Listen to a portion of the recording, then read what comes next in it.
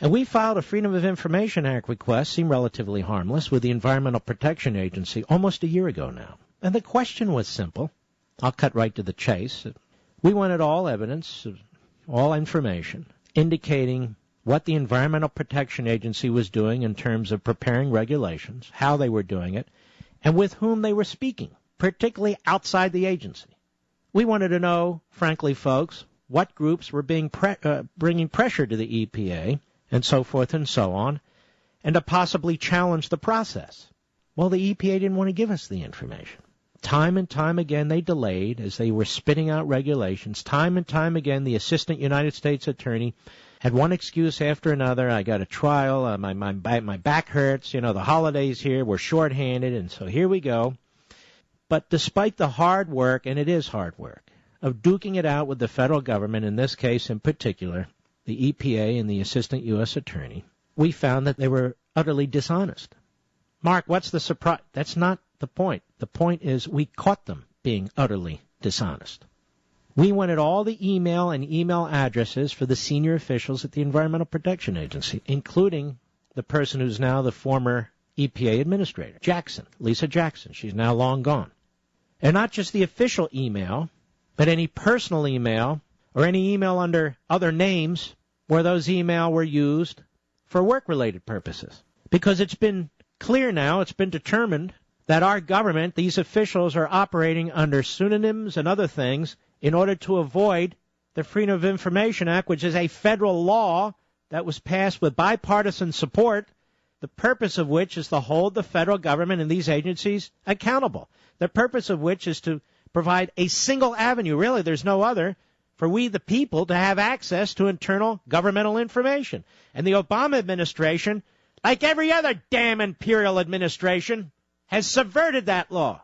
Forget about transparency. Now we're in full cover-up mode.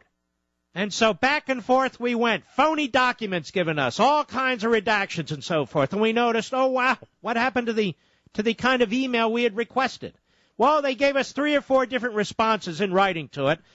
And then they go to the judge, Judge Lamberth, and they say, okay, we're done. We want summary judgment, meaning shut down the case. And we said to the judge, wait a minute, please. Shut down the case? We don't even know if they actually searched the former administrator's files properly. We don't know if they've destroyed them now. Because you see, folks, more than a decade ago, we litigated against the EPA then. They were destroying records. They were erasing servers, despite a federal court order from this same judge telling them not to. They were held in contempt. So Judge Lambert said, in so many words, I'm just paraphrasing and summarizing, after we filed our response to their summary judgment motion, he said, based on the record here, there is some question about the truthfulness of the agency and the extent and accuracy of the search. And we had asked him for the right to file interrogatories and to depose certain individuals, including the former head of the EPA, Ms. Jackson, and he granted it to us. Folks, this is going on all over this government. Deceit, cover-ups, destruction of information.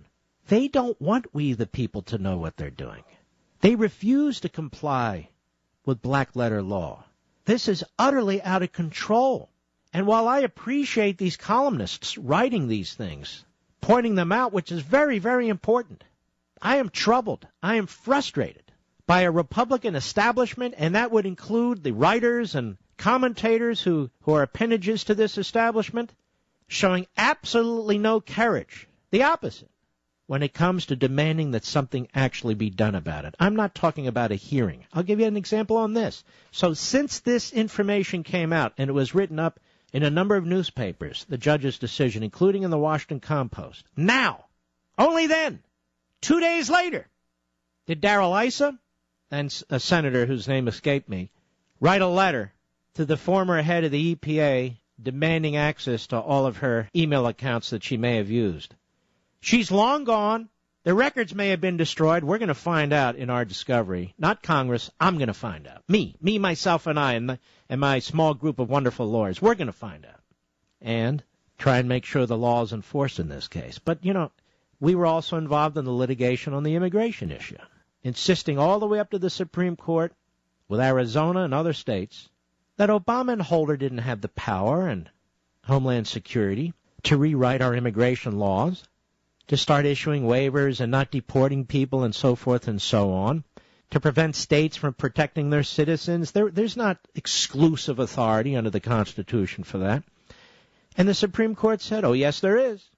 The Supreme Court upheld this lawlessness, which is no longer a surprise to me. We were among the first involved in the Obamacare litigation with the wonderful Attorney General of Virginia, Ken Cuccinelli. We also assisted Florida. We went all the way to the Supreme Court. We've been in the circuit courts. And to have this outrageous decision by this Supreme Court under John Roberts, stunning. We were involved in the case challenging Obama's unconstitutional appointment of presidential appointees without the advice and consent of the Senate to the National Labor Relations Board, won that case, and a bunch of other cases. Mark, why are you I'm telling you this because this is endless. I hear people say, well, let's take them to court. Let's sue them. We are taking them to court and suing. But the whole damn system is corrupt because it's turned on its head. We, the people, are begging for information about regulations they're issuing that affect we, the people. We, the people, have to sit back every June and wait to hear what 5 justices on the Supreme Court are going to say about our futures. We, the people, have to listen to what President Martha's Vineyard, wherever he is, saying that he's going to dictate to us how we live, whether Congress likes it or not. We have to listen to Congress tell us, no, we're not going to use our power under the Constitution, the power of the purse, to put an end to this lawlessness. And we just sit here, dumbfounded and glum-looking. What are we going to do about it? So we read these columns that tell us what we already know. We already know this. We're living it. We see it. So what are we going to do about it? And what are conservatives going to do about it? In these think tanks and these other groups, they're just going to say, we believe in federalism except when it comes to saving the nation? We believe in federalism except when it really comes to federalism?